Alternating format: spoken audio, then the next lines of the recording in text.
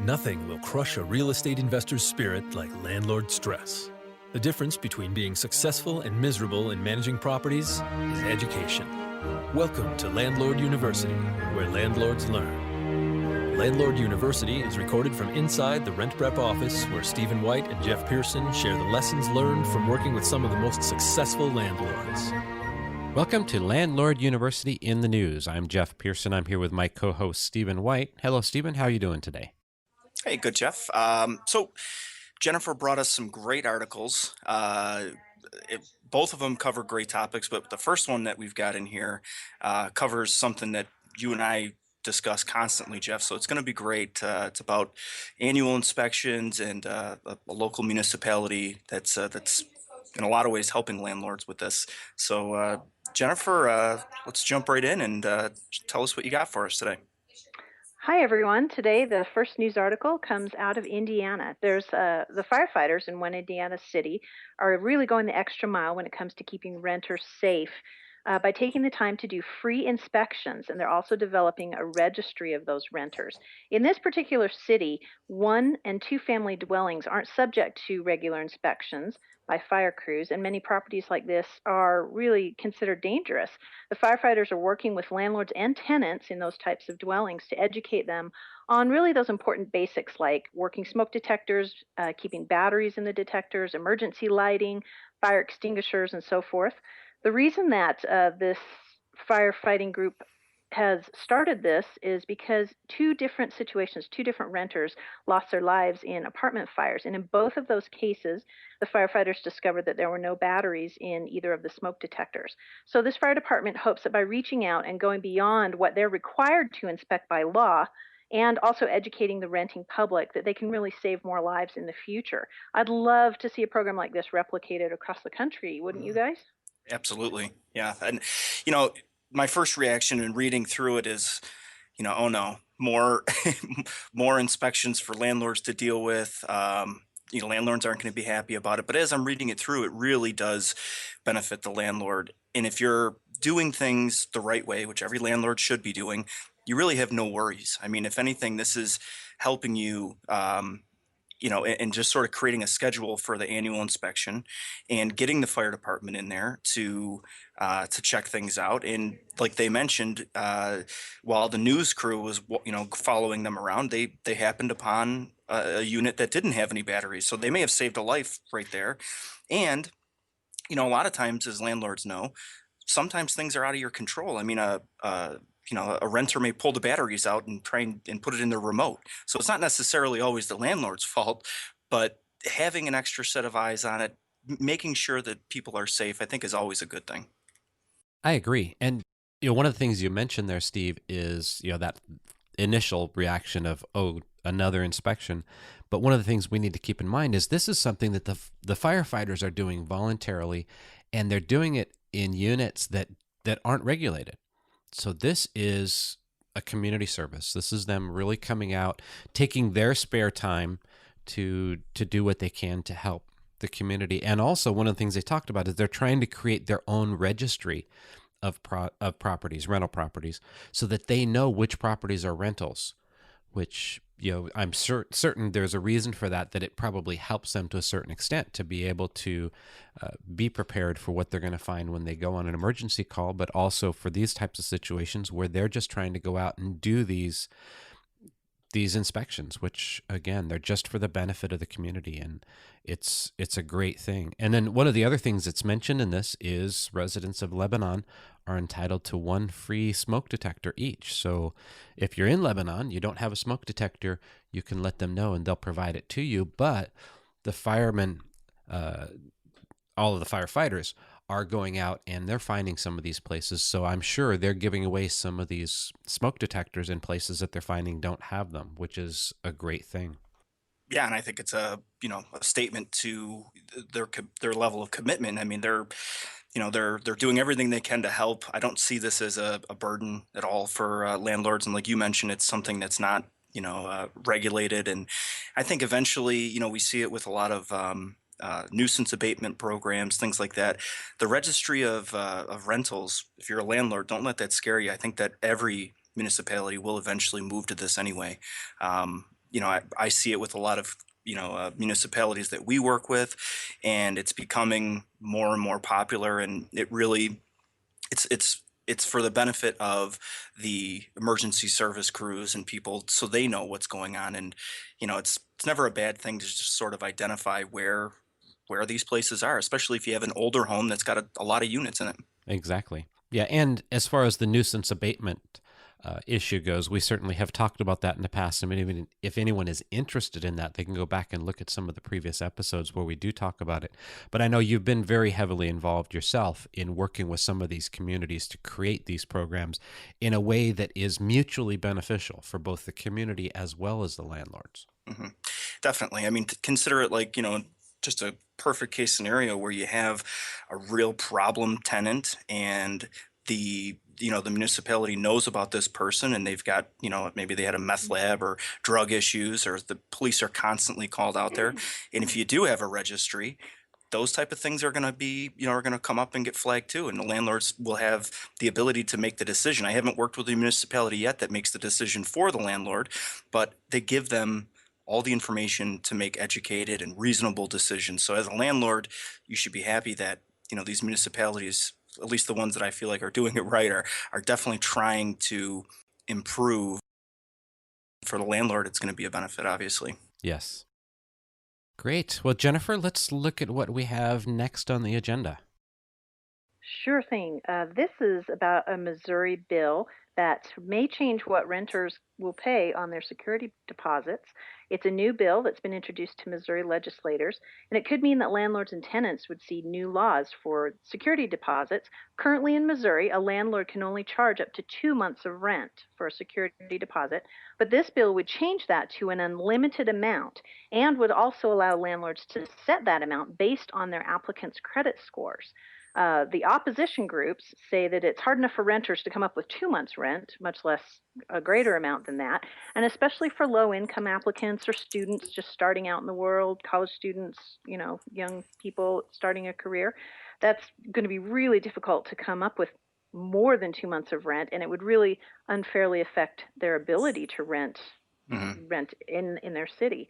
The supporters of this bill say that it will help landlords cover the cost for damages, and any landlord knows that a lot of times a security deposit, if you have a really crummy tenant, may not even cover Hmm. half or more of what damages were incurred. So they say that this bill would be a great thing. So, this is just one story where I can really relate to both sides. I can see both sides of the story on this one.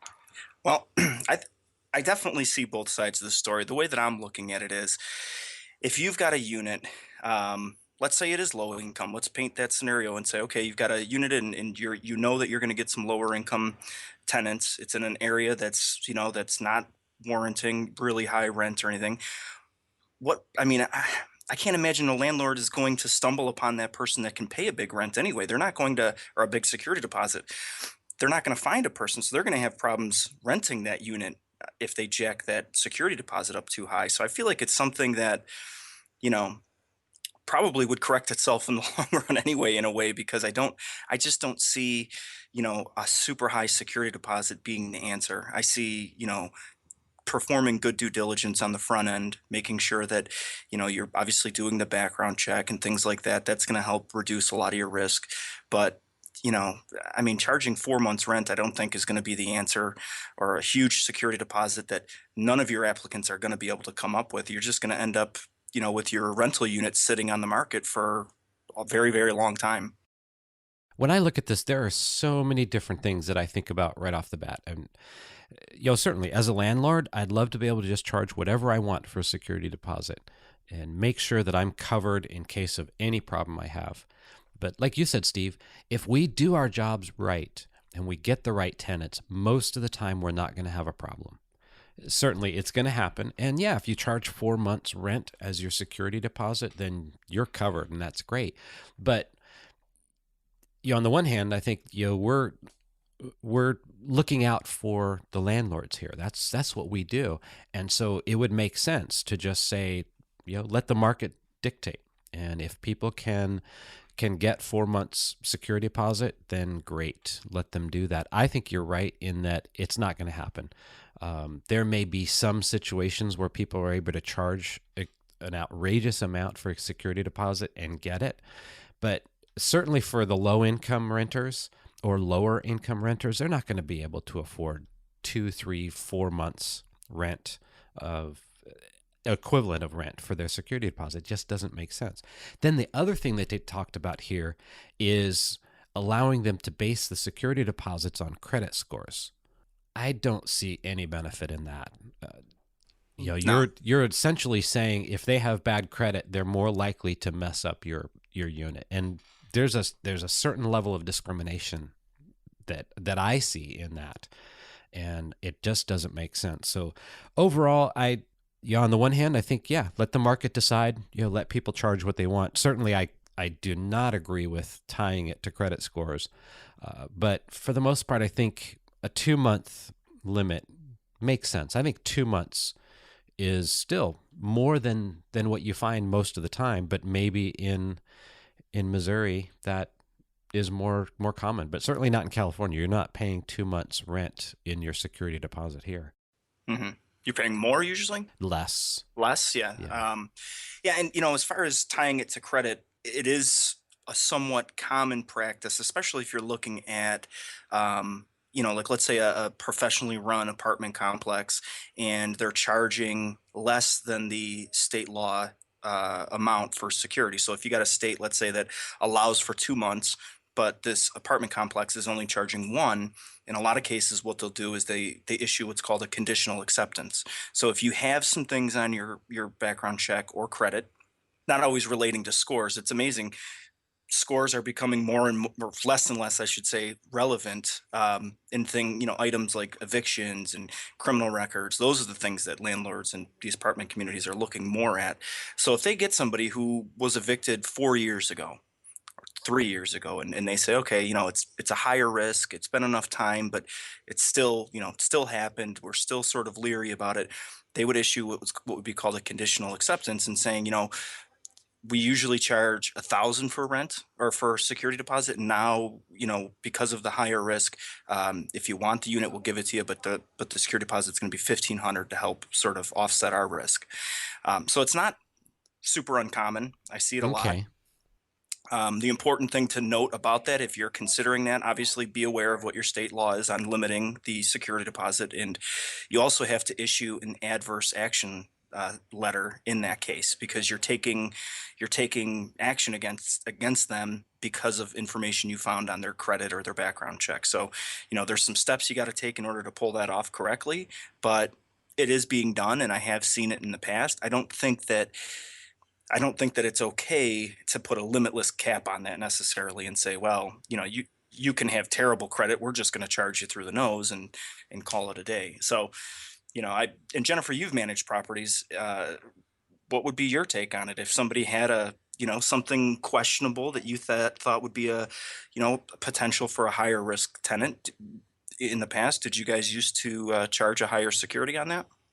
Well, as I've mentioned on the podcast before, most of our tenants were with some sort of government voucher program, Mhm. and in a lot of those situations, the voucher program would help or take care of deposits in that case. So we did keep it really reasonable, and didn't feel that risk was too great, because we did have that backing from that other agency. Mhm. But just my personal opinion, I'm agreeing with you guys. I think the market's going to go ahead and set what that rate is going to be, and of course that's going to fluctuate based on economics and location and the rental itself. That I Mhm. think that, but then unlimited doesn't make a lot of sense. It certainly should be, like you said, maybe some sort of exception or a process where a landlord could go ahead and apply and say, well, because of this, Mhm. I think this, and kind of work it out that way, not Right. rather than just sort of this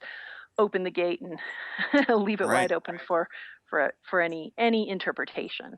Well, I see it a lot too, as being in New York. Even though I'm on the other side of New York, we deal a lot with New York City, and you want to talk about gouging. That's where it usually happens, is in New York City. I've seen application fees as high as $300 come out of there. Mm. So in those cases, if you've got a luxury apartment or something like that, I could see them asking and getting a really ridiculous security amount. But I think most of the places that we're talking about and dealing with, I think that if it's too high, you're not going to get it. And so your rental's just going to sit on the market because you're asking an unreasonable amount and nobody's going to be able to pay it. Exactly. Yeah. And, going back to using the credit as an indicator of how much you pay, I understand, I hadn't thought about it in the terms that you expressed, Steve, as far as, okay, you've got somebody that overall seems to be in pretty good shape, but they have this one major hit for, an eviction or a bankruptcy or something. And if it's a situation where you otherwise might just discount that person completely, where charging a higher security deposit would make you more comfortable renting to them and everything else works out. I guess I can see that to a certain extent. I can see the downside of that far more than the upside.